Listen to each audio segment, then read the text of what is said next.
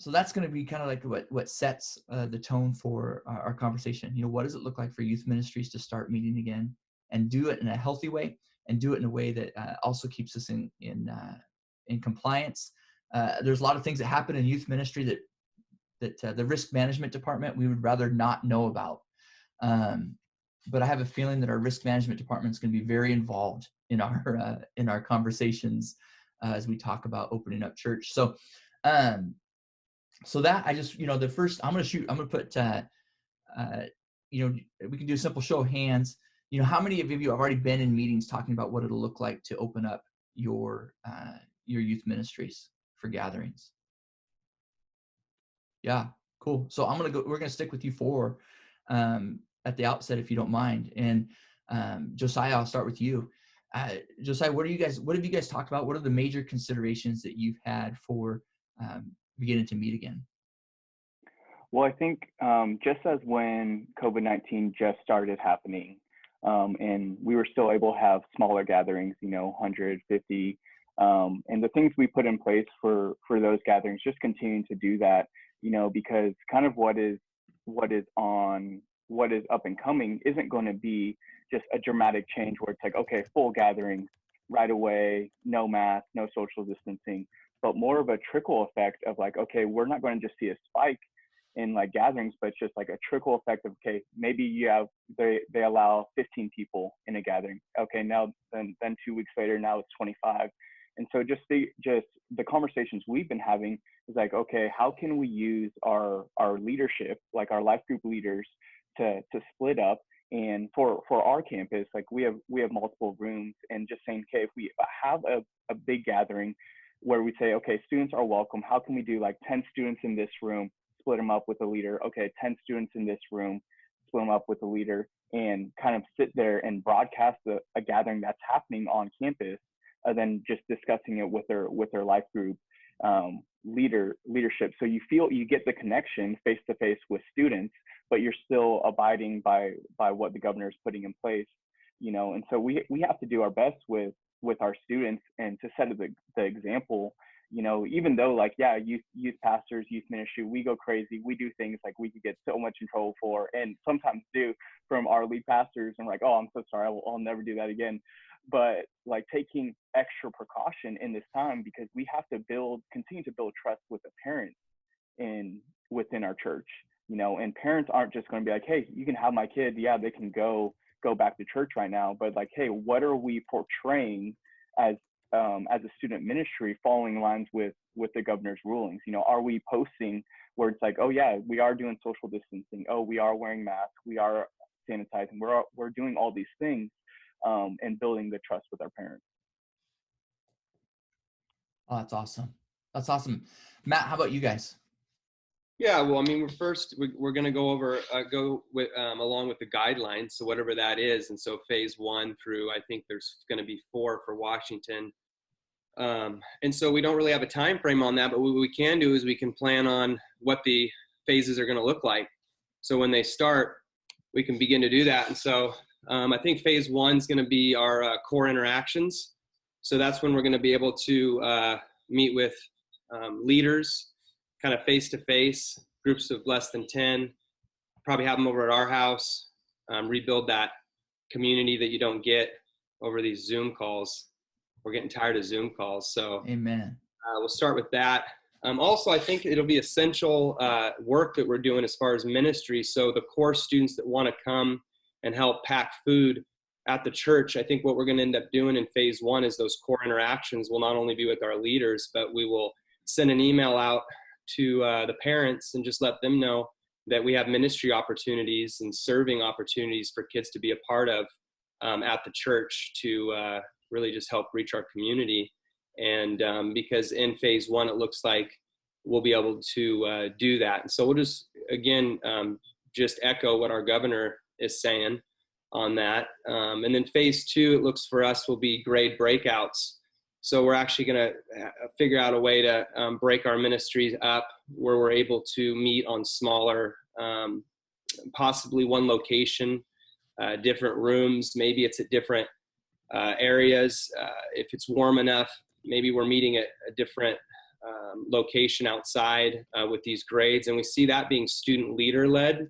So we've been doing Zoom groups, and we typically have house groups, but for this, maybe they'll be a little bit larger.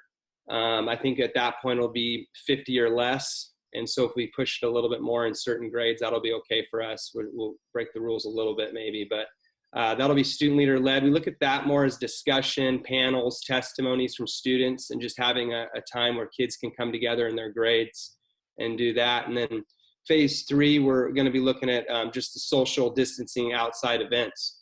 So I think by phase 3, we'll be able to meet in crowds, but it's still not like, condone necessarily. And so we'll have to be careful with that. But even with the reality of camp and how that doesn't look like it's going to look normal for us this year, since our camp's in July, we're even thinking about possibly doing some outdoor 2-day type thing in phase 3 with students. Again, then we'll implement, though, as we're doing these phases, we'll still keep grade breakouts and community service celebrations within those contexts of those gatherings. So we're kind of adding on what we're going to launch slowly without people really knowing. We're not really announcing a big announcement. It's just naturally going to happen. And then phase 4, we're just calling it the reunion. We're going to have a huge reunion, huge family reunion, everyone together at that point. And we'll announce what's going to stick coming into this new season. And we have a rollout plan with what the youth ministry is going to look like moving forward, whenever that is after phase 4. So, yeah. Awesome. I love how that matched the guidelines. That's such a great message to send to our churches, to our students. I think that's awesome. Sam, Can I go ask ahead. a question of Matt and maybe even Josiah there? When you guys get back to phase 4 and you're all back together, what are some of those guidelines? What are some of those safety restrictions that you're, communicating to your parents and that you're implementing in your back together phase? Yeah, we don't know, because we don't know what the governor is going to announce. So we're going to have to go with that. We can kind of plan what that's going to look like as far as what our restrictions are going to be. But with phase 4, we know that we're going to be able to meet in gatherings. But as far as whatever the governor says, we'll just go with that. We do have an auditorium that seats more than really our youth ministry has weekly. So we even see meeting in the larger auditorium and actually doing, sitting 5 seats apart. It'll feel super weird as a communicator or worship, but if that's what we have to do, is meet in a larger room that facilitates that social distancing requirements, that's what we'll do. But we really don't know exactly how that's going to look, what the temperament's going to be of the church. I know a lot of our core families are ready just to get back to work and get back to church. So I think actually society's more has that grip on all the safety measures, at least with our experience, than what the church core people have been. And we're definitely going to need to re-engage our core anyways before we keep reaching more people at that moment. So that's kind of what our thoughts are on that. Yeah. Thanks, man. Ryan, how about you guys? Yeah, I mean, great stuff shared. And, we echo a little bit of that as far as following what the governor's saying. And there's states that are in front of us. And so we've been trying to look at that. I mean, Montana's in front of us because they're kind of like, we're going to do whatever we want. And then California rolled out some more detail in what their plan will look like. And so that's given us some framework for the conversation as far as what it looks like to relaunch. And if you're having any of the conversations, I love the verbiage that's used, and I think it helps for our minds as well as leaders, is it's not going to be reopening. It's going to be relaunching. And so we can't think of it as, hey guys, we're back. We have to think of it as we're launching something new. I had a great conversation earlier this week with a church in Las Vegas. And one of their executive pastors had basically just said, hey, 90% is going to go back to normal. As a leader, your job is to find the 10% and see what does it look like when we relaunch. What's that 10% that's now changed that you're going to implement to look differently? And so obviously we're going to follow the guidelines of what the governor says, what the CDC says, and we're going to act accordingly. But as far as when you look months out, when you look at the fall, you got to be thinking what are we doing to relaunch? I know I answered the question a little bit differently, but I didn't want to reiterate, what Josiah and Matt have already said, which is like, yeah, we're going to follow what the government says, what the governor says. But I want to think of our mentality shift as far as when we're looking at this, it's got to be leading to something that relaunches us. So I want to echo what they said with following along and making sure we're doing the guidelines, we're doing social distancing, we're talking with parents.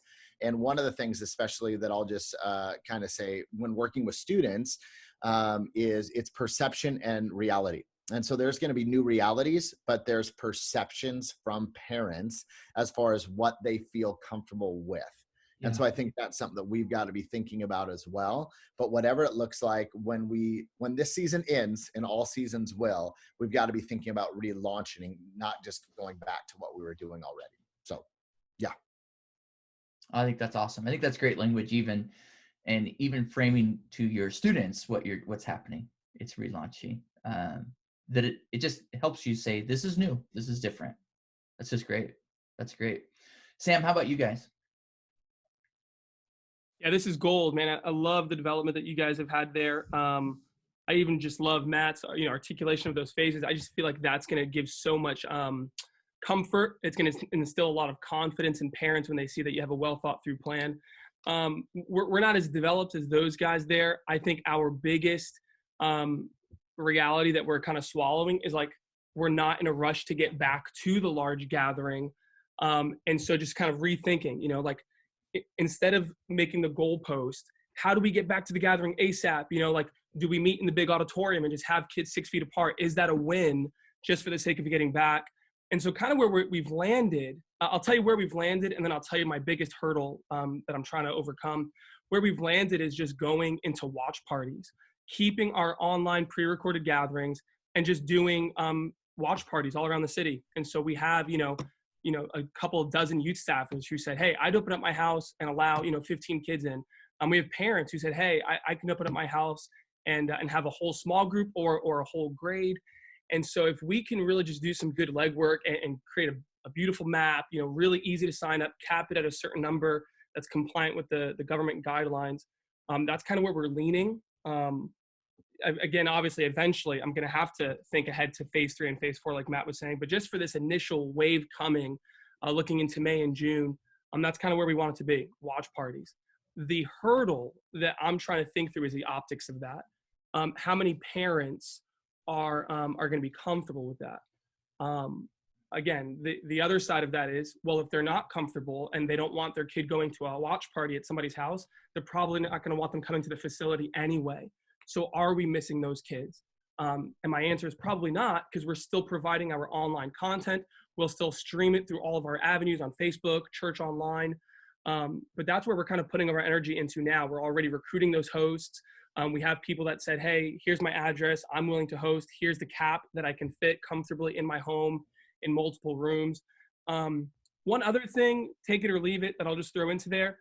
We've even just been rethinking the way we organize our students. Obviously, for the last 8 years, so much has been, gender and grade.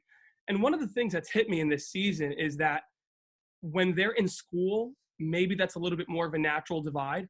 But right now, that's a very artificial divide. Kids are not congregating on TikTok by their grade and their gender. They're not congregating on Instagram by their, their schools and their demographics. They're kind of all together. And so what we've been doing, just as an experiment, we've been doing our Zoom rooms. So we have our online gathering, and then we do the Zoom breakouts. We've been doing our Zoom rooms, say that 10 times fast. We've been doing those rooms co-ed and even cross-grade at times. And that's actually been really cool. I've heard a lot of feedback of the guys just like hearing the girls talk about the Bible. Well, they'll like hearing the girls talk about anything, right? But they've enjoyed just hearing the other perspective of the other gender. So I think we'll continue to carry that on into the watch parties, we're calling them, and just let kids congregate and see what happens. So that's my 2 cents there. Oh, I think that's awesome. I think that, I think obviously, because as the guidelines are opened, I think there's for sure going to be a hybrid, right? Of us kind of gathering, but yet still having video content mostly, just so that we can extend that reach. And I think that is interesting. But Sam, so let's just jump on one of your ideas there, if you don't mind. How do you tackle it if you say you can only have 15 people gather at a home, how do you tackle it when someone wants to bring a friend and they're number 16? And that's why I paid the big bucks to come in here and hear all the answers from you guys. Yeah. So how do you create space in your groups is going to be one of the hurdles for everybody to overcome. How do you create a gap? You know, it's the old school, you know, when you used to do small group training, they used to always say, always have an empty chair, because it always represents inviting one more person to the group. And so how do we create that kind of space in our groups when, man, they want to be together? You don't want students, I mean, if they're still inviting friends, even to a watch party at a house, so it's meeting the threshold. So the hurdle is going to be, do you set it at 12 so there's space for that, knowing that only maybe 8 kids showed that night? You know, those kinds of considerations. You know, one of the other things I'd love to hear as we go back to groups, because managing a sanctuary is a little easier in the sense of, you know, you're going to sit 4 chairs apart or 3 rows back, or however you decide to space people. And as odd as that is to imagine in our minds, of a gathering looking like that, we can still see that. How do you gather before and after? How do you manage when the flood of students coming in, and how are you thinking through, what are the processes you're thinking through for keeping kids safe so that it doesn't leave, you know, let's say you have a group of 50 in a room that's manageable, but then all of a sudden you let out, and how do you dismiss? How do you get them in and out safely? What have you guys thought through for that? Matt, how about you guys? For moving people in and out. Yeah, we're still thinking through that. But as far as phase 2 is concerned, that's where we're going to be more outdoors. We won't be indoors, and we'll break out by grade. And then just with the temperament we're in right now, I mean, students don't typically listen to a whole lot of rules, but we're already etched into our brains, being in, I think, week number 7 or 8. People are already have anxiety, even the students, about being close and stuff. So you'll have that issue with maybe a handful of kids, and in that same way, it'd be like what we deal with if they're trying to sneak off. It'd be like, hey guys, you got to just, you know, stand away from each other here a little bit more, you know, 6 feet apart. So I think breaking into smaller environments in phase 2 and being outdoors with leaders in each grouping will help facilitate that a little bit. And then once we move into the building, again, I think we'll probably have to start out in different rooms, possibly. But again, there's really no way of knowing, because I feel like panic and fear, it just depends on the day right now with what the media is communicating. So that's where we're kind of following suit with how the media is portraying things. When I was growing up, we used to tell kids to leave room for the Holy Spirit. But now I'm telling kids to leave room for the whole Trinity, you know, it just helps them visualize how far apart they need to be. So I found that to be ultimately effective. Shoulder to shoulder, the Father, Son, the Holy Spirit. I love it. Leave room for the Illuminati. Oh no. Always one. Man, Nate Hartman with us from Spokane. Nate, I think your voice here is going to be interesting, because Eastern Washington might be treating this a little bit different than Western Washington. What's the feel towards getting back to church from, or at least what's your guys' sense of that right now? Yeah, I think it's interesting that Ryan brought up like Montana, for instance, and then obviously like we're right on the border of Idaho. And I think one of our biggest challenges is maybe managing the group that is very vocal, that thinks this whole thing is blown out of proportion anyway, and don't understand why we can't meet together. And so I think that's a very real challenge for us. Like we are like in a different country here. So I think even just, you know, being very intentional on why we are following these guidelines. And, you know, obviously like Paul teaches on that, like respecting the authority that God's placed over you. And so that's a major for us. There are some, much fewer. I mean, I have a lot of family over there on the west side, and just, it's interesting talking to them, like the perceived, I guess, risk of getting together is much more palpable over there. And so I know, like, we even have board members, like 2 board members, for instance, that our last Zoom board meeting, I mean, they come in and they're taken a couple shots on why we even have our board meetings via Zoom, so it's a little bit less within the student ministry context. But I think one of our next steps is regularly meeting outdoors. One of the things that I'm excited about, just to hopefully help communicate that, like, we want to maintain distance. We want to stay in appropriate size groups. We have a lot of outdoorsy kids. And so having them like hit the trails together, we always try to model that, like with our leadership school students, for instance, like they love, like we do like a monthly hike about.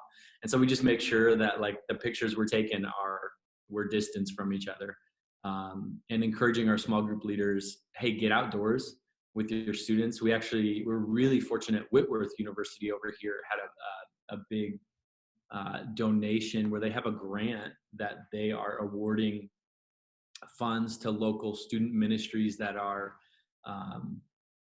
launching new initiatives of ministry during COVID.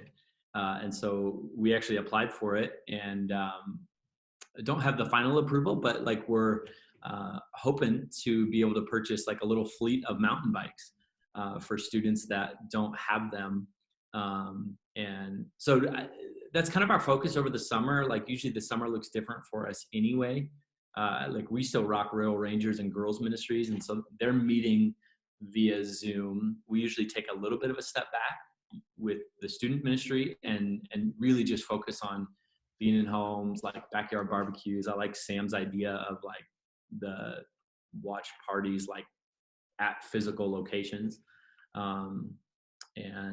So we've kind of played around with a couple of those ideas. We're actually, right after this, we're meeting like as an executive team for the church overall, just to iron out some, hey, what's the rephasing or the relaunching, I love that verbiage too, for us look like. And I think for us as a church, it's forced us to, we've had the resources to better present ourselves online, but the need hasn't been there, or at least the felt need hasn't been there. And so this has been really good for us. And that's a major part of our conversation, is how do we continue taking steps forward in that and not just default back to like with our gatherings, for instance, like a back in the sanctuary, whole panoramic live feed view of the service, which is just like you die inside when you see it, and so with the student ministry, we haven't we've done like an Instagram live and had a lot more like informal feeling, and then just really encourage our students to join our weekend gatherings. And then we haven't we've played around with like Zoom groups, but that hasn't worked real well for us. So I think for us with the student ministry, we want to like get back together, probably outside with like activities outside is really what it looks like for our next step. Yeah, I think it's interesting. Of course, even just saying going outside, we're thankful that summer's coming, but of course, Eastern Washington has way better opportunity for that than like we feel really blessed there, I'm not trying to like flaunt it in y'all's faces on the west side there. It is interesting, you talk about the difference. Montana, their network youth director and I spoke, they're doing their summer camps like just normal. They're just having their camps. But when you realize the state of Montana, which isn't small, has fewer cases than the city of Yakima. Yeah. That kind of tells you a little bit about, how different their reality is just in Montana. I think Montana by definition is socially distanced. And so there's it's a different place. And so it's hard to compare, but you're right, that attitude's there. And I don't think you guys are alone. I think all of our churches have those that think that we should just get back to normal. I think that's part of it. But Ryan, how about you guys? Have you guys talked about managing the less structured moments of gatherings, which kind of in youth ministry are oftentimes huge moments, those hangout times and stuff? The good thing for us is that we have someone on staff that's been really keeping up to date on what that looks like for our whole network. not just for youth ministry. And so the good thing is that we can rely on that for what they're hearing on a broader basis that doesn't just involve youth, but involves, our entire church. And so we don't have a plan yet because we don't know, what's going to be asked of us.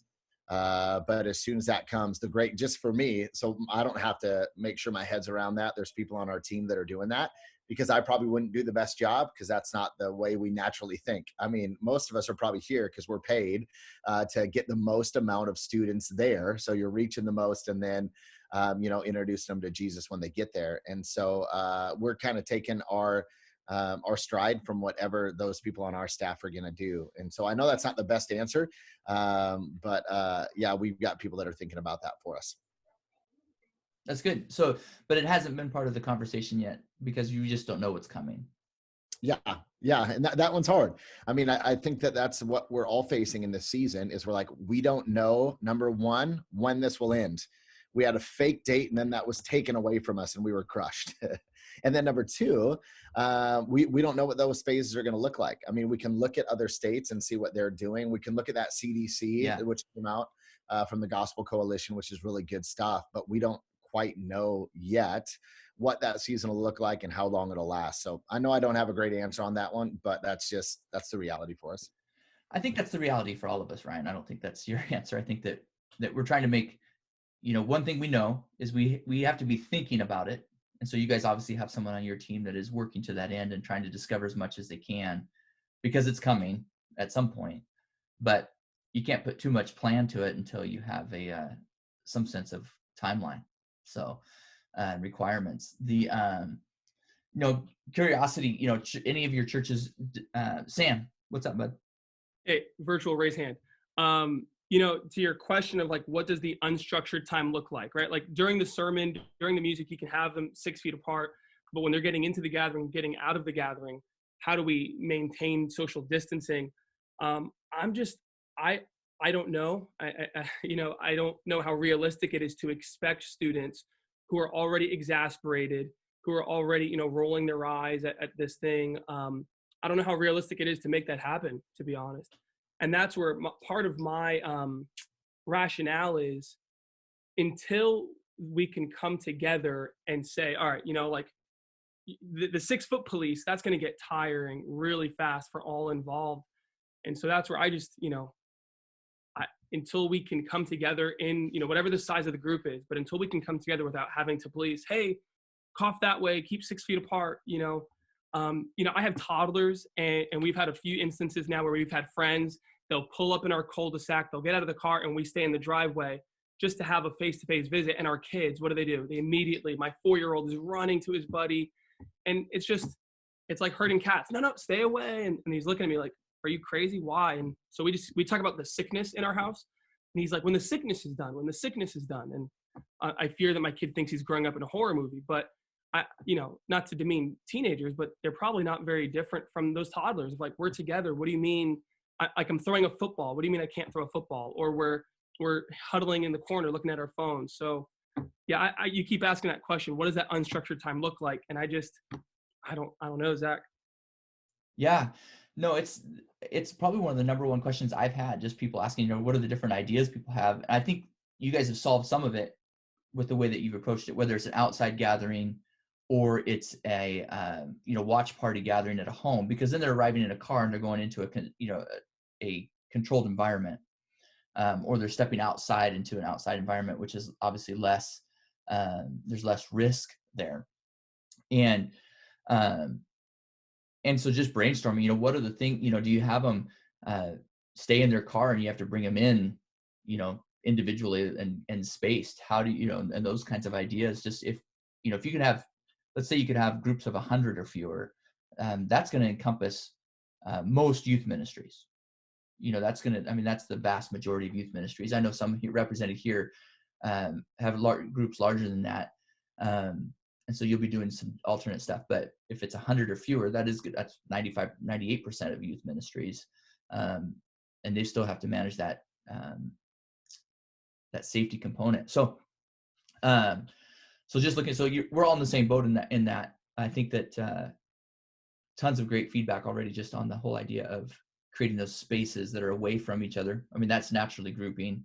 And then managing it as we get more instruction. Of course, the more and more people that can come and go, we're going to have more opportunity for, there'll be less restrictions on the gathering stuff. But Josh Jameson, how's it going, homie? Good to see you on here. How about you guys? What have you guys been beginning to put in place as far as an open up strategy? Yeah, we actually have our first all church, or I guess all staff reentry plan today at 1.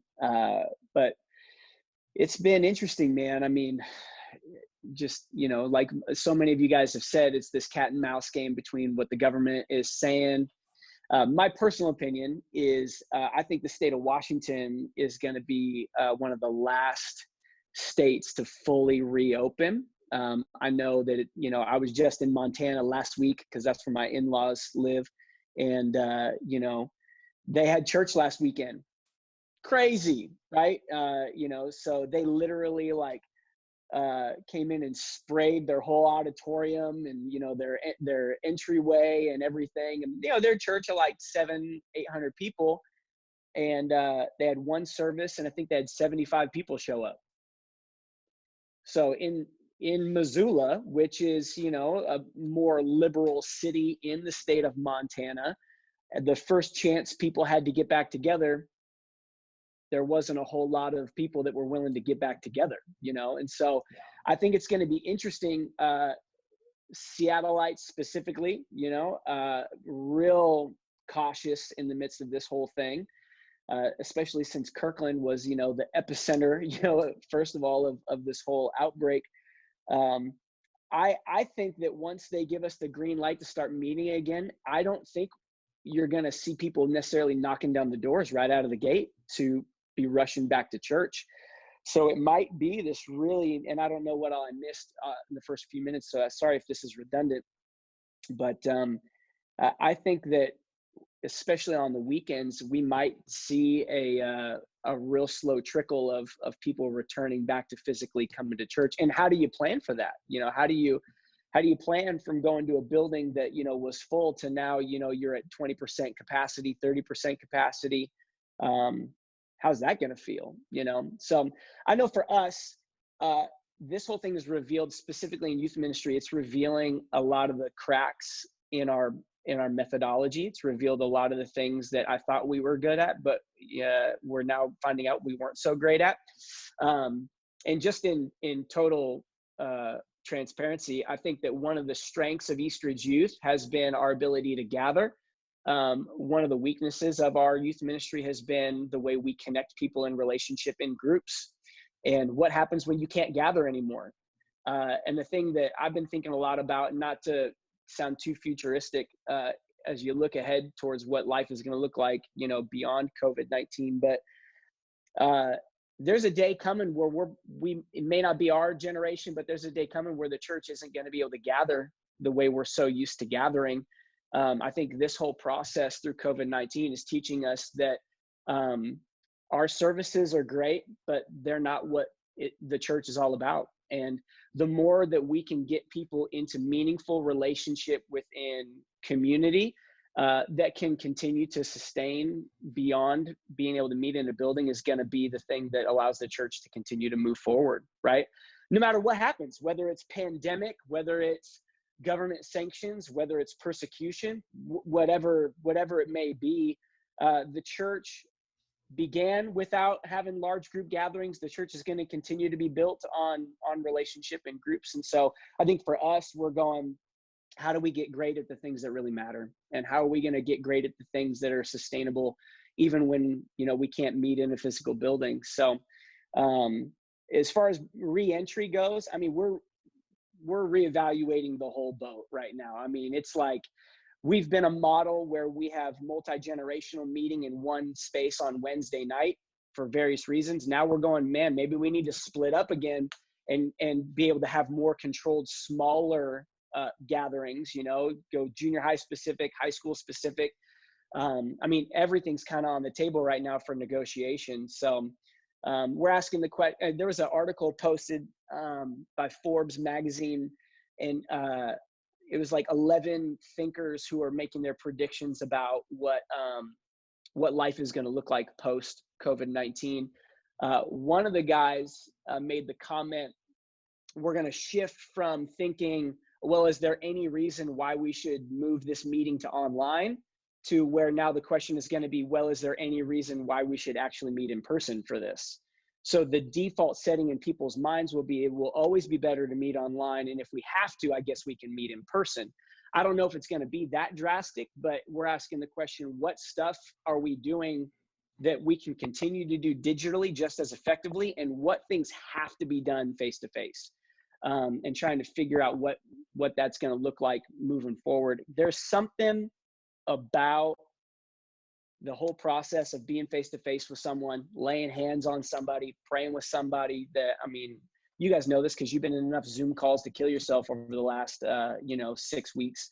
But there's something that God designed for us to be in relationship physically together, just trying to figure out what are those elements, what do they need to be, how do we do it right? So there's enough rambling for one day. No, that's good. That's really good rambling, if that's rambling. I think that is I think that's a huge point. And what a huge thing to say, like a church of 700 or 800 in a state that we would all say was minimally impacted by this virus. The first Sunday they could meet, they were at 10%, 11, 12%.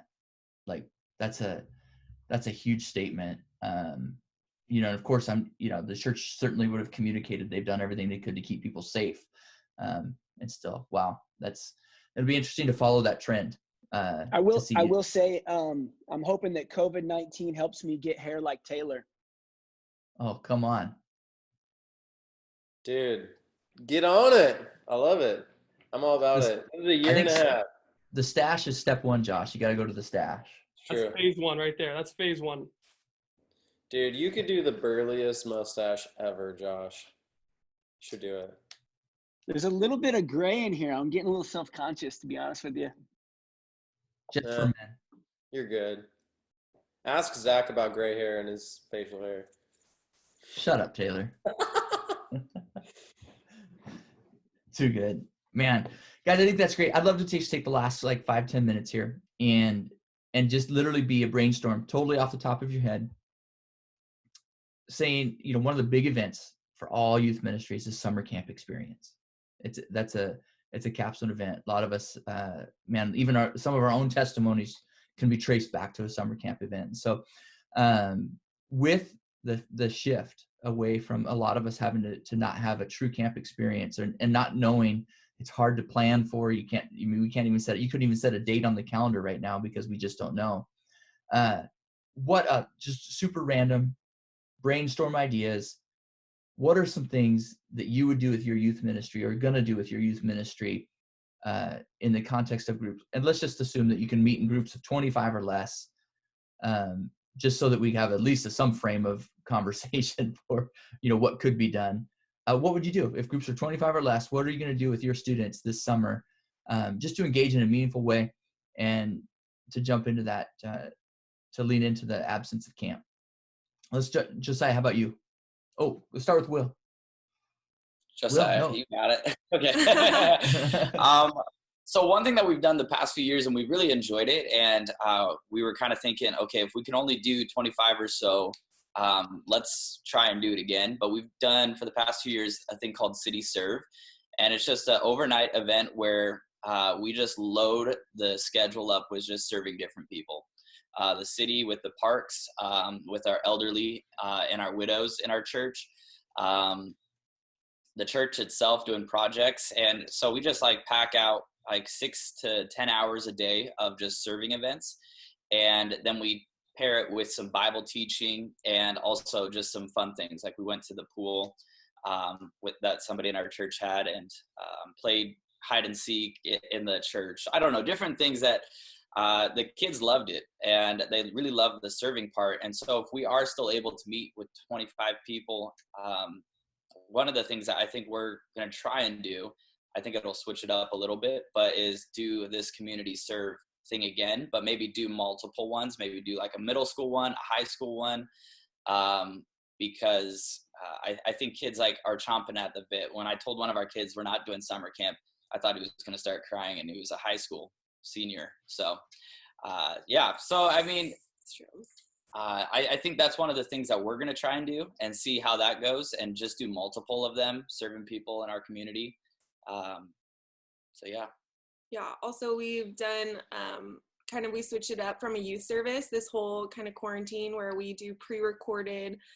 We have a theme of the week that we just like talk about, and Will and I try different weird foods while we talk about it to keep them entertained, and put that video out once a week. And our youth on Wednesdays has been small groups meeting on Zoom and watching that and continuing the conversation. And I think when we move to small groups, just kind of like, we're also thinking of that host party where it's, you know, you meet in groups and watch this pre-recorded stuff and talk about the theme of the week and talk through those things, really make it real. But I think an option would also be doing something like that with camps, where you're doing an overnight thing with your groups, you know, whether that's grades or different things, different groups like that, and just having some pre-recorded messages where they watch those, and then they, you know, participate in the conversation of what that means for them, and kind of facilitate it that way too.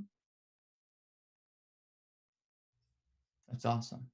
Okay, now Josiah. One thing that we've kind of been brainstorming with the Summer Olympics being postponed, we're kind of taking that idea and splitting up our students into like Olympic teams and creating different competitions and games that we can all compete against each other and do a week-long Olympic Games, and figuring out how to space the competitions apart, keeping the right amount of students, and following obviously all the rules in place is going to be difficult. But that's one thing that we're kind of like excited about, to say, okay, how can we take this concept of the Olympic Games and tie it into like a summer camp? Like, can the Olympic Games be our summer camp? But that's one thing that some of our kids ministry is doing that at home right now. They're doing like a quarantine LC Kids Olympic Games, where they're delivering boxes that have the competition materials to different families' homes and saying, hey, video or record this game and post it, and we'll see whoever gets the most of this, or whoever does it in the least amount of time, they win the LC Kids Olympic Games. And so kind of taking that model and saying, okay, how can we create different competitions and place kids against each other? That's kind of what we've been brainstorming so far. Yeah. Matt, how about you guys?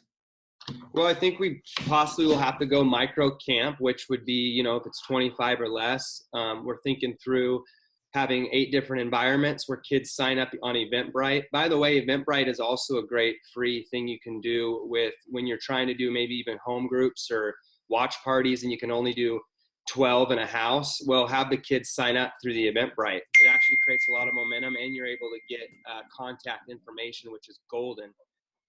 Just their names, you can put in if you want to know their birthday. And so now you're on-ramping your core even more. You're getting all the information from them, and it creates energy that kids have to go online and sign up to be a part of that, and then it limits it. And so people are going to go quick. So if we had 8 different environments at 25 students, now you're having them meet at that environment. Maybe their parents are dropping them off or whatever. And then we might go 3 or 4 days. So they actually move to different environments, depending on what that is. Again, it would be outside, it looks like.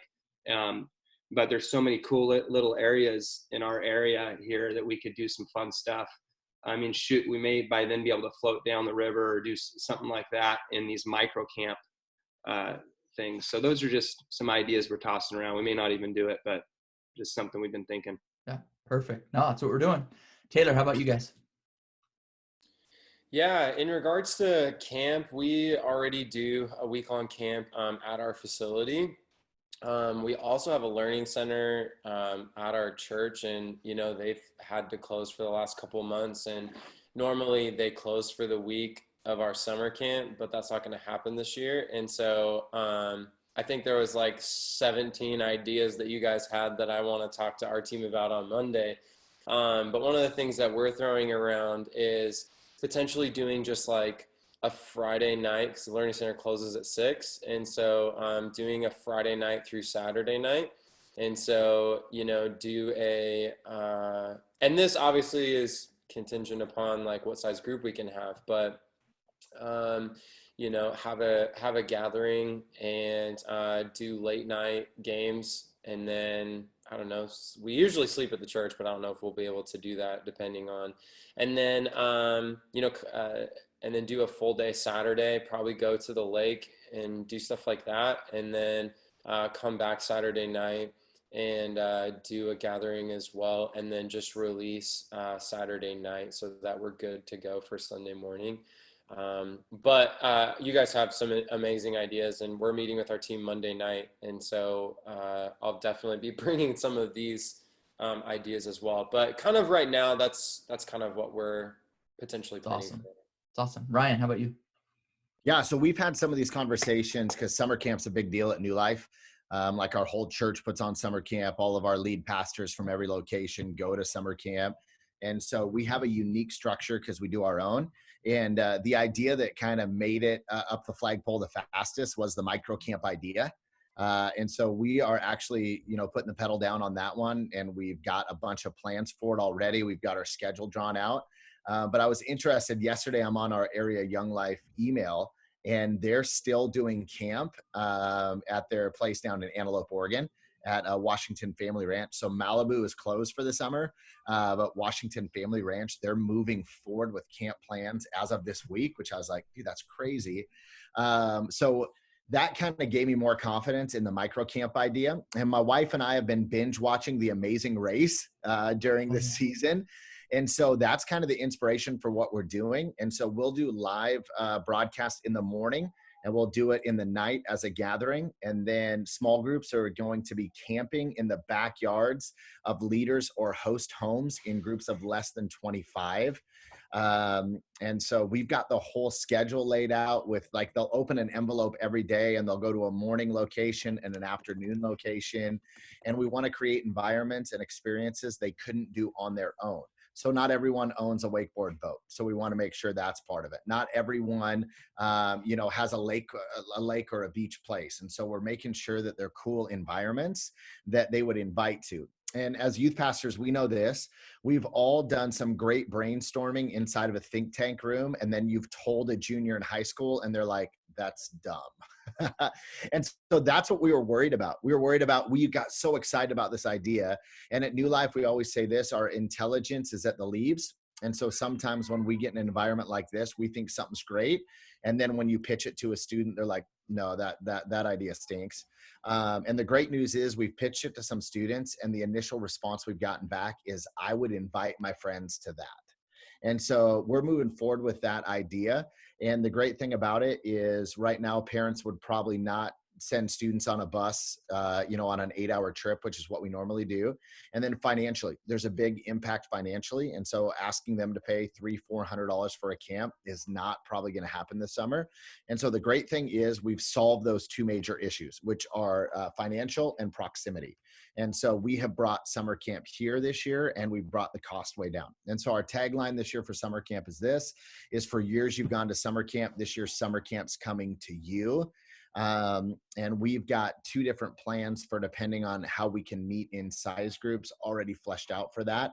And we're actually going to launch, I know this sounds crazy, but we're going to launch registration at the end of May. So we're like ready to rock in the fact of, hey, we're doing something, and we're going to move forward with that plan, even with the unknown. So of all the things I'm excited about, summer camp's probably at the top of the list right now.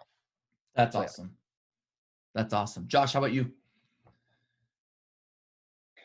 Yeah, I mean, obviously we're all asking the same questions. We've got 4 plans that we've put together contingently.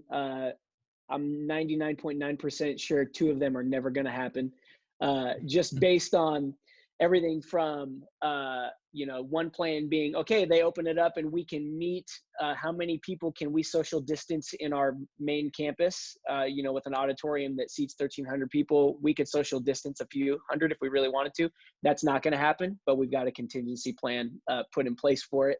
The second is doing totally separate junior high school camps, because obviously we could fit less kids into a larger space and still keep social distance. I don't think that's going to happen either. The 2 contingency plans I do think have potential are very similar to what you guys have been talking about already.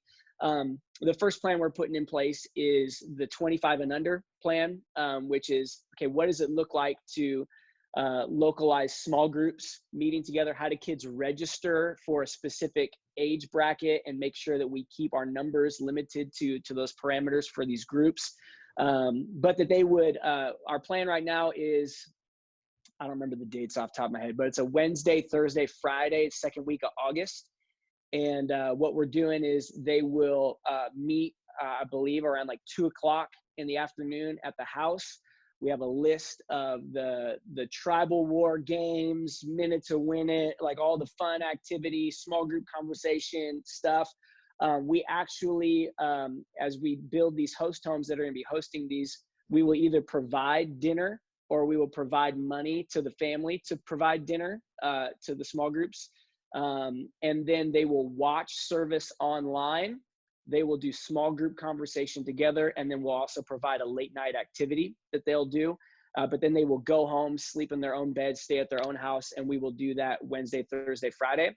The last option is doing it completely digital, which is highly likely, yet my least favorite. But that is where they won't be obviously meeting as long, but their small groups will have different competitions. So the first thing we're talking about doing, I don't know logistically how this will work, but we're trying to figure out how we could get everybody on something like Zoom simultaneously and utilize the small group or the small room features in Zoom, where we can break everyone instantly into smaller rooms, have them compete in their smaller rooms, earn points for their teams in their small rooms, and then come back into the large room, where we could create some sort of like synergy, tribal war experience completely digitally.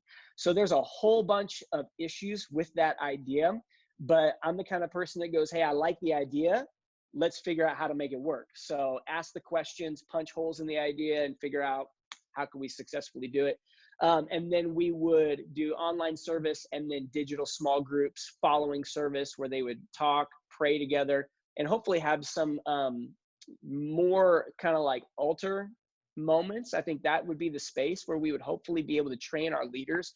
How do you lead a digital altar time?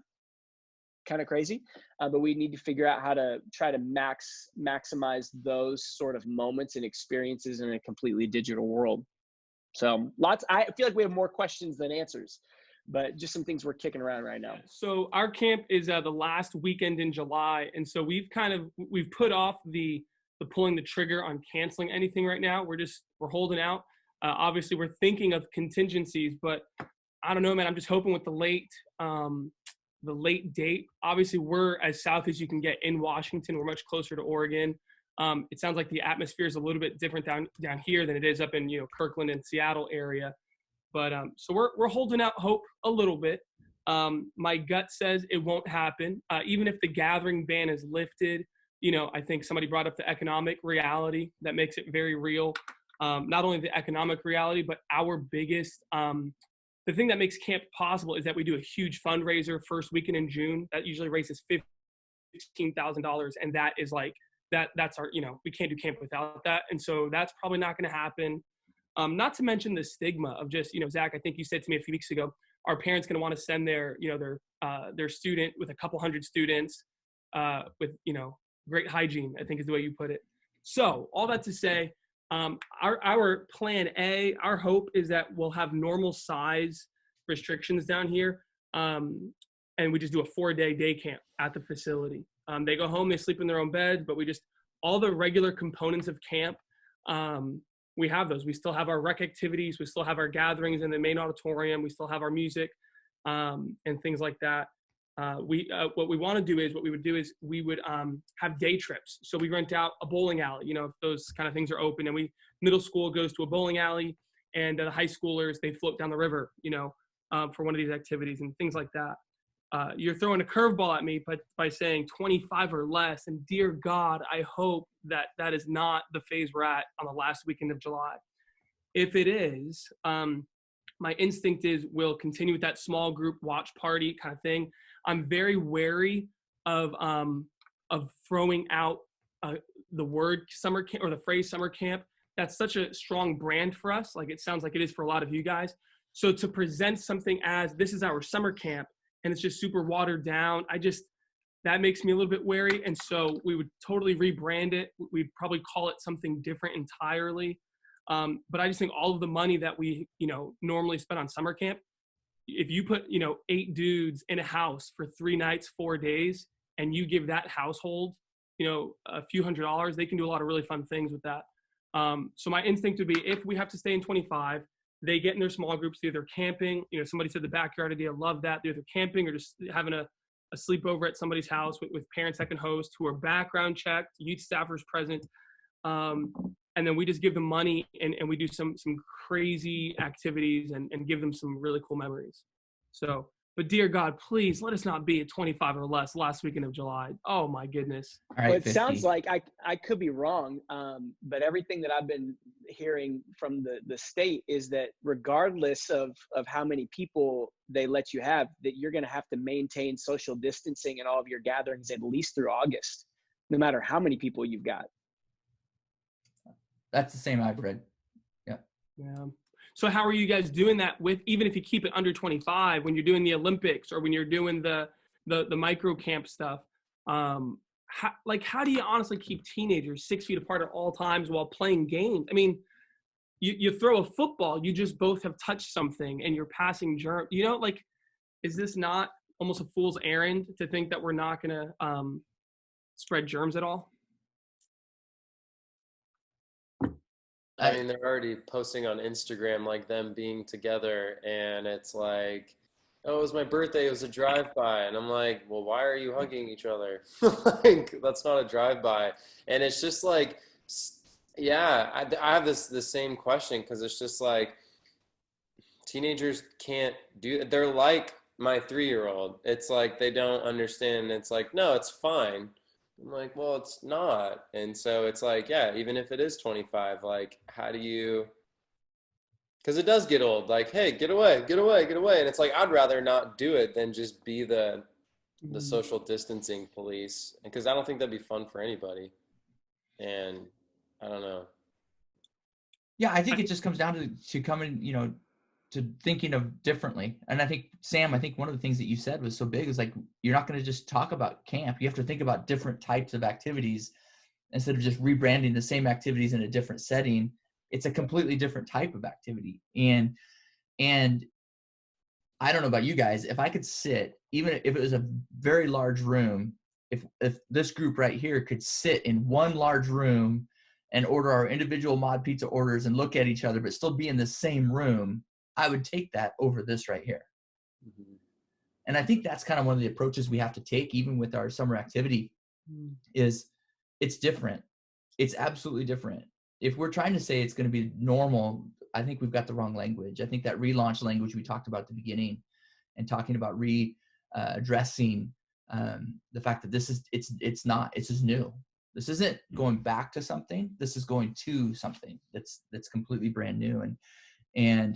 And yeah, Taylor, I agree. I mean, usually we're running around camp making sure couples aren't happening, and those kinds of things. And now we're going to have a 6-foot pole that, like, we just, you're going to have your camp ninja that spins around constantly, just making sure everybody Well, what if we did everything on a slip and slide? Because then there's soap and you're clean the whole time.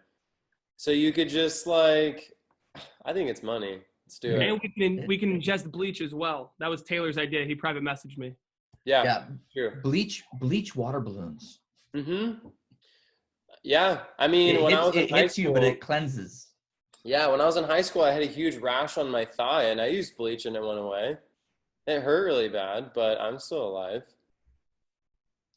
I didn't plan on editing the video, but now I might have to after I post it. So that's a true story too. Yeah. No, but I do. I think the key is, Sam, I think ultimately exactly what you're saying is we have to think of different things. It's going to look different. You can float a river and be relatively, but you throw a bunch of teenagers in a small pool, it's not going to be long, and they're going to be on shoulders trying to tackle each other off and dunking each other. And it's like, well, I guess, does the chlorine kill coronavirus? I don't know. But Zach, really, really quick question for you guys based on the pulse of your parents. Are your parents going to send their kids to an event if it's outdoors? is there something about it being outside that they go, oh yeah, they're safe, knowing that their students are still going to intermingle and be close? Does being outside ease their conscience? I'm going to go to the guys in the local church, because you guys are, more apt to having your thumb on that pulse.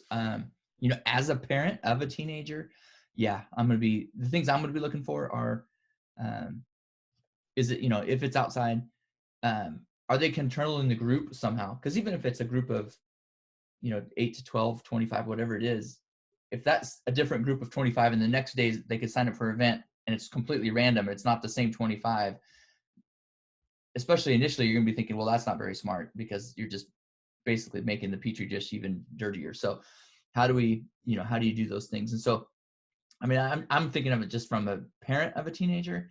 The things that you want to communicate are, what are you going to do to keep their kids safe, their students safe? We've chosen an outside venue. We've chosen that you deliver them to the venue, and that we're not going to ride together in vans or buses or anything like that. We've done all these things because we want to minimize exposure. And I think those are the phrases that parents are going to be looking for. What are you doing to reduce risk?